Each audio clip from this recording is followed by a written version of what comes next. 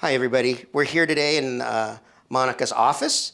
As you may know, a few days ago, Disneyland put up their new terms of service for the Magic Keys because they started allowing Magic Key renewals again. And we've had a few requests to talk about the new arbitration clause in the terms of service. And we thought we'd talk today about how it may or may not affect the everyday Magic Key holder. And arbitration clauses are something that I see a lot. I'm very familiar with them. They're in a lot of the consumer contracts that I look at basically every day. So, just for those of us that don't know what arbitration is, could you please explain what that is? Yes, so arbitration is an alternate dispute resolution program.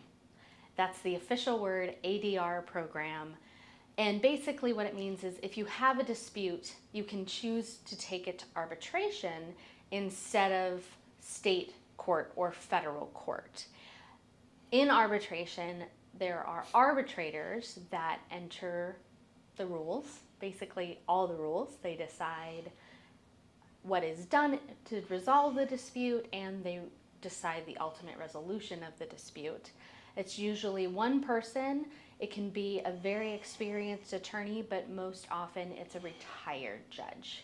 And they're paid hourly by the defendant rather than state court or federal judges where we do not pay them hourly for their time. So, with the new Magic Key terms of service, when it comes to this arbitration clause, what rights are we waiving so that we have to go to arbitration? So the first most important is that you're waiving your right to be a class representative. Now, what does that mean? So in California, in the United States, you can represent other people who have been harmed in the same way you have if there's more than 40 people that were harmed that exact same way, and it's called a class action. Class actions are really good when you have a small amount in controversy. So a good example could be a company that runs a coupon that they don't honor and everybody was supposed to get $5 off and they didn't. One person would represent the class of people who did not get the $5 value on the coupon, and it allows a remedy for a large number of people but under one lawsuit. And so Disney is avoiding class actions by you waiving your right to be a class representative in any dispute that you have with them. So, if I just wanted to sue them though as an individual, could I You still do can that? still bring a dispute as an individual. It would still be a lawsuit, but it would be brought in arbitration in front of an arbitrator rather than in state or federal court. So then, what is the advantage to the part where they say, or we could take it to small claims court? So small claims court is a little bit different. There's limits to the amount you can ask for in small claims. A person cannot ask for more than $10,000 in small claims. And it's meant to be a quick and fast resolution to a dispute. Attorneys aren't allowed, so it would just be you and a representative of Disney presenting your argument to a judge as to why you think Disney owes you an amount that's less than $10,000. In California, an arbitration clause that requires you to take out of the state courts but to arbitration a dispute that's less than $10,000 is not enforceable. So that brings us to sort of arbitration law in general. It's a big area of the law, but not incorrectly, arbitration can be used by large companies to take away people's rights. We don't get to talk to a jury anymore. We go to one arbitrator who could be someone picked by the defendant, and it really seems to take away some of our fundamental rights that are set forth in our Constitution to be able to present stuff to a jury and be tried by our peers, right? So there's a lot of laws that apply to arbitration clauses to try to make them as fair to both parties entering into them as they can be. So we have our rights to a jury trial, but we also have rights of parties to contract. And the law so far says that if you agree to a contract that has an arbitration clause, that contract should be enforced, and the wishes of the parties, you and Disney agreeing to arbitrate, should be upheld. And how common are these arbitration clauses? You'd be surprised. These arbitration clauses are everywhere. You probably just didn't see them before. So, almost every website you go to, if you go to the bottom in the terms of conditions, terms of use, there's going to be an arbitration clause. I bet there's an arbitration clause you agree to when you buy something on Amazon. There's going to be an arbitration clause you agree to when you buy a house. Anytime you sign a contract or do anything that could be controlled by a contract, I'm pretty sure there's going to be an arbitration clause there. You just didn't realize it. And honestly, unless a dispute arises, you probably would have no idea that it's even there. Recently, Matt and I did a video on Lost Spirits Distillery, and you had to sign a waiver in order to get into the distillery because there were some potentially dangerous situations set up. You could maybe get hurt if you got too close to a performer or something. And I noticed that waiver had an arbitration clause too. Now, earlier when you're talking about arbitration, I think you briefly said something to the effect that arbitration can sometimes be more advantageous to the company and not the consumer. Now, I know here in our law firm we deal with multiple arbitration organizations. Can you talk a little bit about how it might be? It might seem like arbitration benefits the larger companies rather than the consumer, and who pays for what, that kind of thing. Yes, so when I was talking about arbitration at the beginning, I mentioned that someone has to pay the arbitrator for their time in arbitration. And again, back to those rules of fairness, it wouldn't be fair that a person would have to, especially one that's been hurt, would have to waive their right to a jury, but also pay someone hourly in order to have their issue resolved. So, one of the ways to make arbitration provisions arguably more fair for consumers is that the defendants pay the arbitrators. Now, the arbitrators generally work through three main arbitration programs, and those are for profit businesses. And so, in your lifetime, it's very unlikely for you to be in a lawsuit as a person. And if you are, it's probably pretty unlikely for you to be in more than one. So, you might appear in that arbitration once in your entire life. But a defendant, say Kaiser Medical, they might be in arbitration often.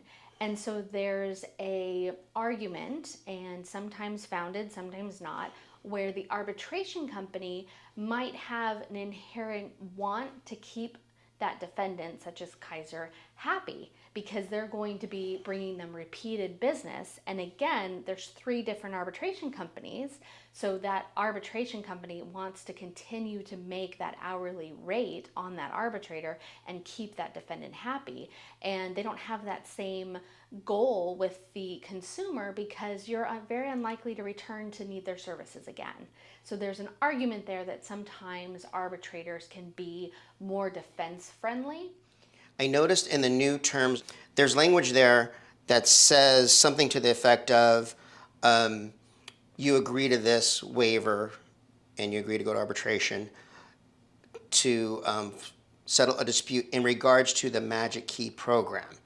So does that mean if I walk into, let's say, Oga's Cantina and I slip on a drink and, I fall and I hurt myself, does that mean that I can't sue for that, since that to me doesn't seem like it has anything to do with the Magic Key program?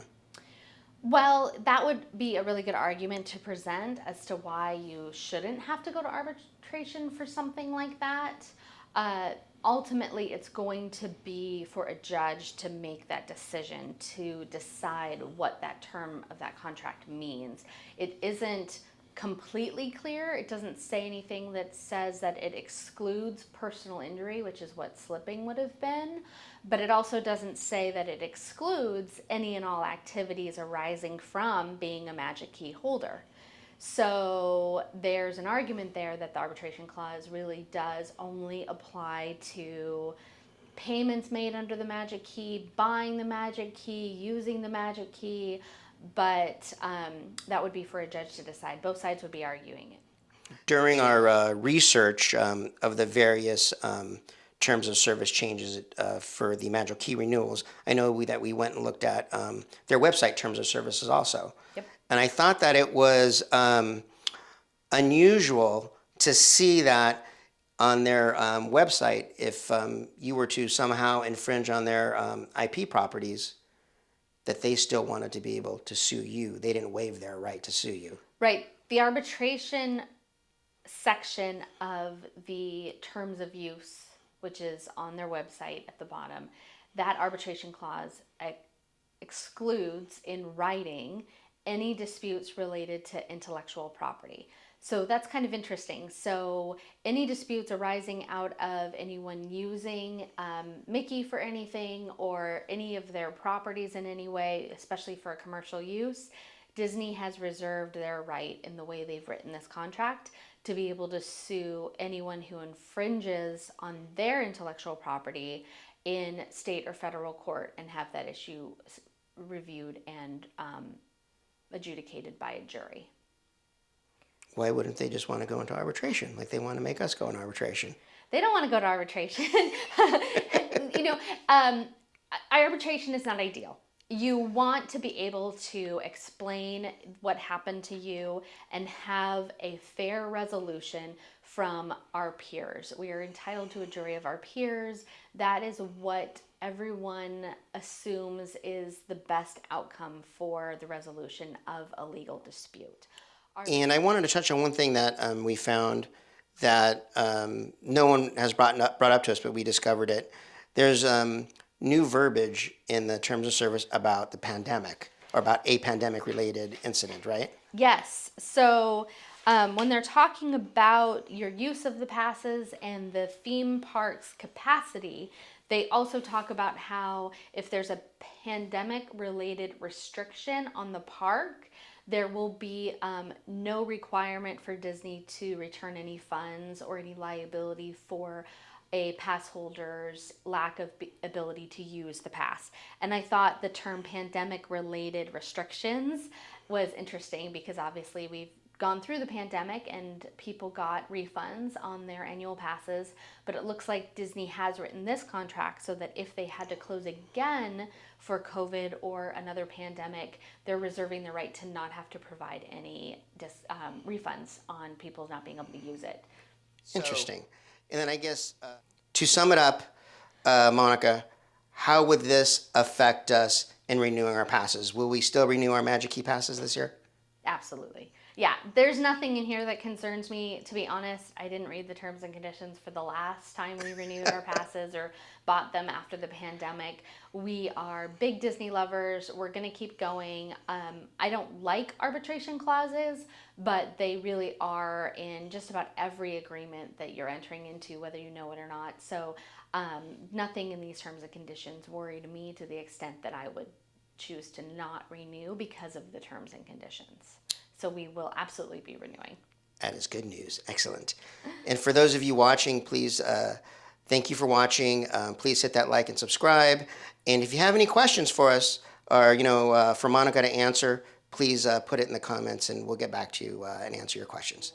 Yep.